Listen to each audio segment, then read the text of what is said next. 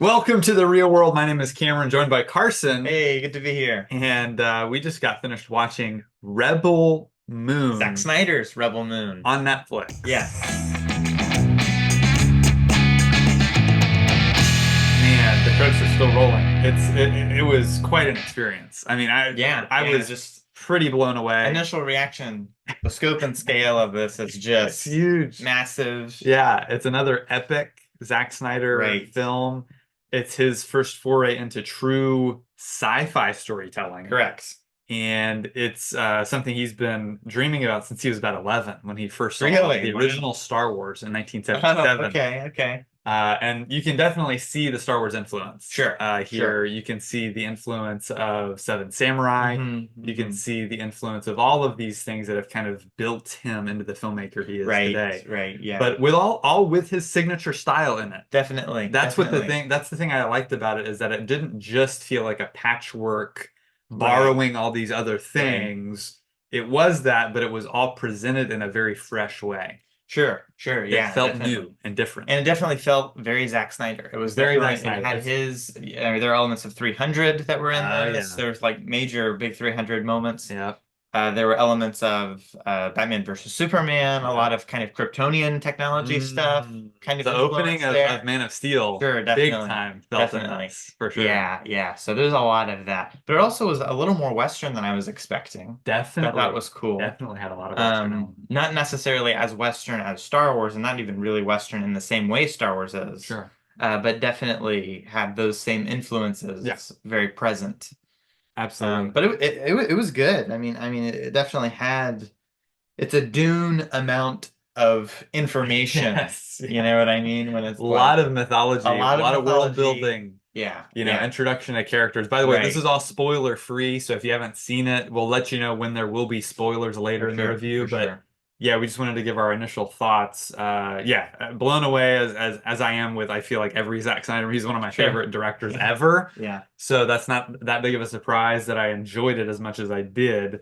But it was getting very mixed to negative reaction initially. Interesting, And interesting. I think that's because this is the Netflix cut or the theatrical cut, Okay, as he does with pretty much all of his movies. right. There's a PG-13 cut, then an R-rated extended director's cut, Sure. which is going to add an extra hour of footage. Wow. So I'm So really, 3 hour movie. yeah. So I'm really curious to see what's going to be added. I'm guessing because this did feel a little bit like It's very plot focused. very plot focused, very fast paced. I Right. think we're going to get a lot more character development. And that's what I think I was missing Yeah. from this. That would be probably Yeah. my biggest Yep. complaint is I could have done with a lot more character on character interaction, these Hmm. characters learning from each other. Right. There's some great introductions. Yep. There's some great Definitely. action sequences. Oh yeah. It's a lot of fun to watch. Hmm. But there's not a lot of depth. We don't have a lot of time to explore Right. these characters. Yes. We don't have time for them to really interact with each other. Exactly. And that's the thing, is it's an ensemble cast. Right. It's a big, Big cast yeah. of, all these interesting characters, all these interesting ideas. Right. With Uh, backstories with that are just backstories. hinted at. Right, Like, right. That you aren't know? exactly given the room Yeah. to clash with each other in Mhm. interesting ways. And Exactly. that's what I think it was missing. But this is a part one. It's part So one, this right? is not only half a movie, this is half of a movie. It's a quarter of a movie, Right. basically. But having said that, I thought this was going to feel a lot more like half of a movie than Sure, it does. sure. I really feel satisfied watching this movie. I Yeah, don't feel like, yeah, I mean, I'm dying to watch part two, but I of don't course. feel like, oh, I have to watch part two in order Sure. for it to feel like a full movie, feel like a Right, complete story. right. They told a complete story here. Sure. It's just not over. Like there's more story to It's go. not the complete story. It's like Yeah. it's very much Hmm. Star Wars, the original Star Wars Episode 4. Sure, It very, sure. very much feels like Yeah. this is a story, but there's a lot more we can explore. Right, right, There's a right. lot more places we can go. There's definitely a This bigger one, story. this one sets up another story a little bit more than Episode 4 Exactly. does. But There's again, I definitely still a feel bigger like story that we're yeah. telling. Mhm. And this is kind of the little Introduction. resolution that Little gets us resolution, to right. the, first half, first quarter Exactly. of the main story. Right. So overall, I thought it was really fun. I think amazing visuals as always. Stunning. Incredible action sequences in terms of Yes. big battles Right. and the just the visuals of space Yes. and of planets and Yes. landscapes are Absolutely. always just amazing. Yeah. Snyder just does a So well great, he done. has All the a performances good were great eye. too. I really like the whole cast. I think Yeah, all the yeah, I cast think so did a too. really good job. Sure, sure. I'm really curious to see more of There are them. some, there was some characters I really liked that I hoped we had gotten more of. Sure. And really that's again, that's my biggest complaint Yeah. is I just wanted more. Yeah. Absolutely. I totally agree. So that extra hour, I'm sure will do that for us. And part two coming in April, Sure. we'll certainly do that. So yeah, make sure you check it out. We're gonna get into spoilers now. So if you have not seen the movie, come back after you watch it. It's on Netflix right now. Yeah. Go check it out. Um, so spoiler talk. Let's start with the opening. The opening of the movie just hooked me in. Great narration. Narration by the great Anthony Very, Hopkins. of course, of course. You got Yes, Hopkins. You got to do narration. totally. And Hopkins shows up later as the robot. Jimmy.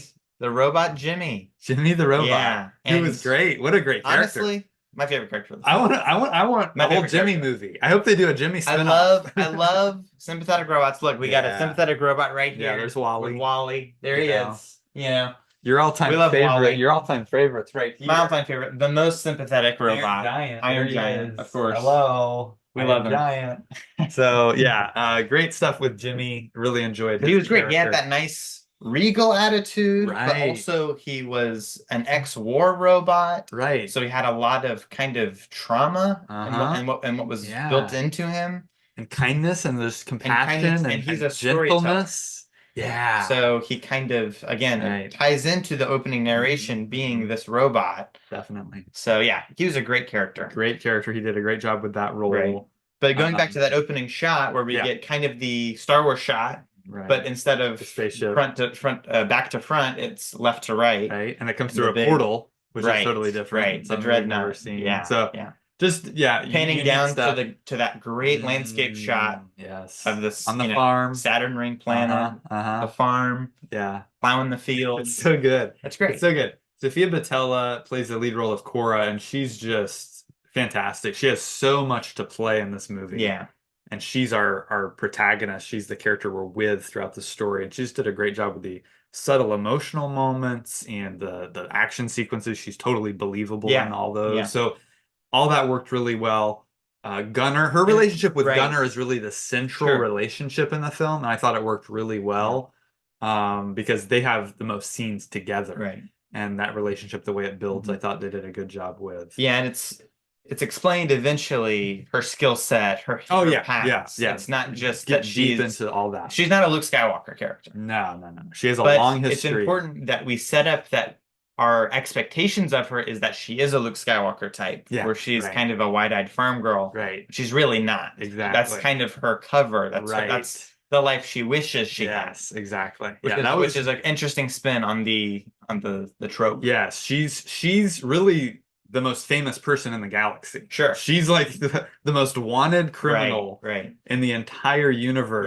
Yeah. And that was, a great spin on that whole idea of, oh, she's another one of these nobody characters, but no, she's the opposite of that. She's just kind of hiding that from everyone. She has a very, very comprehensive backstory where she goes from fully explored. She goes from being a very young girl from this peaceful world that was invaded to a kidnapped, brainwashed child who is turned into soldier, soldier, this monster, this crazy, leader. And then abandons all of it. She becomes the bodyguard of the princess. And then the princess is assassinated along with the king. Right. And this turns the whole kingdom evil. Yep. And she goes into exile and she becomes this farm girl. It's her adoptive father that did all this. Right. And, he's the big bad of this whole thing. Yeah. So kind of the Vader Palpatine character. Exactly. So anyway, so there's a great mix of characters. Nemesis, who's the ninja lady. Very then cool. You've got her whole action sequence with the spider lady. Wonderful. Let me just say, we've seen Neon Cities before. We've seen them 1,000 times. Yeah. There's always wires everywhere. Right. The idea that this this was once a planet that was covered with spiders and webs. Such a great And now idea. it's electrical wires. Right. And she's having to survive now in this new environment. Such a cool idea. It's a really so creative. It's really good world building. Yeah, it is. That's in a very small part of the movie, but it's really effective. Totally. Yeah. So she's great. We've got Kai, played by Charlie Hunnam, who's kind of your Han Solo. They meet him in a cantina. He's got a Sure. spaceship, Yeah. but he ends up turning on them. Which He ends up actually I was being the very bad pleased guy. about. So it's a They great started twist leaning again. heavier and heavier into him being a buddy and being Right. polite and kind and nicer. Yep.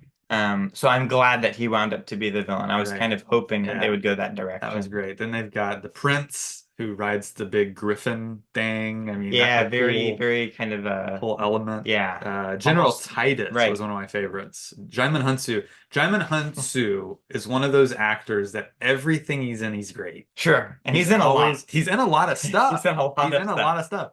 But man, here he's a unique Mhm. character that again has a great backstory that Right. you kind of get a hint of. Sure. And man, he just played all of the scenes really well. Yeah. And then of course, Ray Fisher, back from Zack Sure. Snyder's Justice League Yes. Cyborg Yes. as Mr. Bloodaxe. What a great name. Yes. Bloodaxe and his sister, Yeah. who are kind of heading up the rebellion. Sure. And man, he's got a great role as well. Gets Yeah, in he's Space Barbarian action. character. Right, He yeah. has this big gun, Yeah. and he's very war It hungry, was and so yeah, good. It was so yeah, cool. Just all the character designs were so distinct. sure. That's what another great element of it. Yeah, so I liked all of the mix of characters. I like Yeah, it's a very Magnificent Seven Yes, cast, exactly. where you have your heavy hitter, Right. you have your kind of Native American spiritual guy, Yeah. you have your, the lady girl, you've got the smuggler guy, you've got the ninja lady. Yeah. Big It's all cat. those great Yeah, archetypes that yeah. we've seen in a million movies, but done in a unique sci-fi way Right. that's just That different. still feels very fantasy. Oh yeah. Yeah. Yeah, it does. It definitely has those fantasy elements to it. Mhm, The mhm. princess with her abilities and all these I different love things. I love the idea of combining technology with magic. Oh That's yeah. always, Oh, I yeah. think, Yeah. a really interesting Yeah, sci-fi for sure. trope, and For sure. that was kind of alluded to in the princess character, Yes. her magical power to heal and give life, Mhm. and kind of the symbolism of her giving life, and then when she dies, the kingdom becomes all about death, and Right, it's a right. very conquering Exactly. kingdom. So yeah, it was interesting. Yeah, I agree. I agree. So yeah, really well done. Like we mentioned, technically, cinematography, lighting, special effects, I thought were extremely well done. Sure. So, Netflix obviously put a lot into this. They're kind Right. of banking on this as their next big franchise. They've got a comic book and Yeah. animated series in development. Right. I mean, all kinds of stuff that they're course. planning on doing for the future. Yeah. So, I think it's off to a great start. I mean, I think obviously Snyder's been thinking about this for so long. Yeah. He's got so much story and mythology already Right. built in. And it's hard when you have that idea that's so ambitious to deliver it to the people in a way that's digestible initially. Yes. And I think that's where this movie kind of fell off a little bit for me, is it's not, I don't think, very accessible to mass audiences. I don't think it has that Star Wars angle where it's a very simple story. Straightforward. Very straightforward and Right. simple. Yeah. This is pretty complicated, not necessarily a Dune level complicated, where it's about not quite that level. It's about the politics, and it's Right. about the factions and all factions this. and the relationships and how space travel works Yeah. and the history of the world. That's very Dune, and there's a Right. lot of that in this. Sure.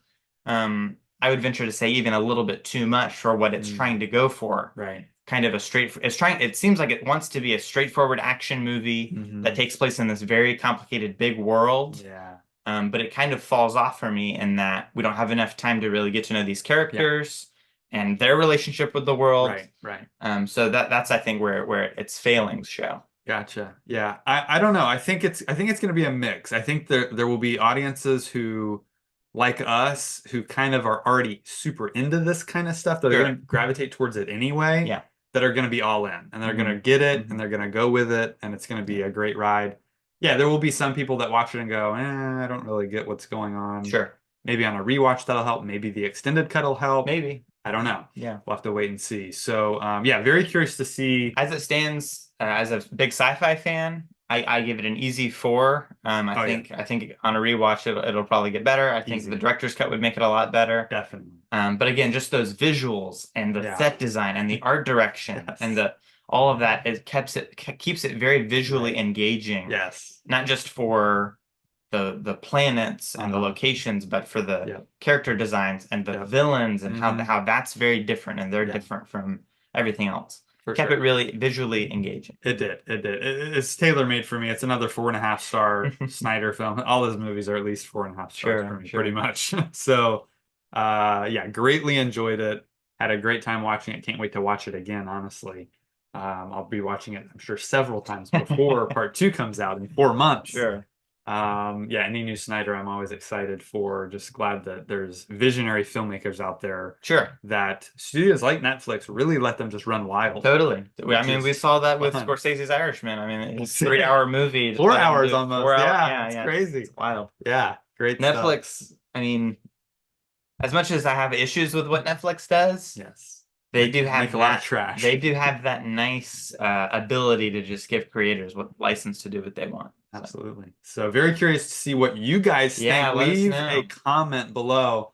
Give us your review. Give us your star rating. We're both on Letterboxd, so check out our reviews there. Those links are in the description. We're also on Twitter, Facebook, and Instagram, so follow us on those links down below.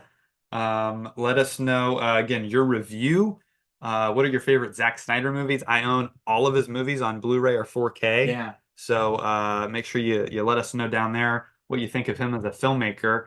I know he can be a little divisive for some people, but I'm a big fan. So let us know all that in the comments. Be happy to have a conversation with you. Make sure you hit the like button, hit subscribe, hit the bell so you get notified of all our videos. And we'll see you next time right here on The Real World.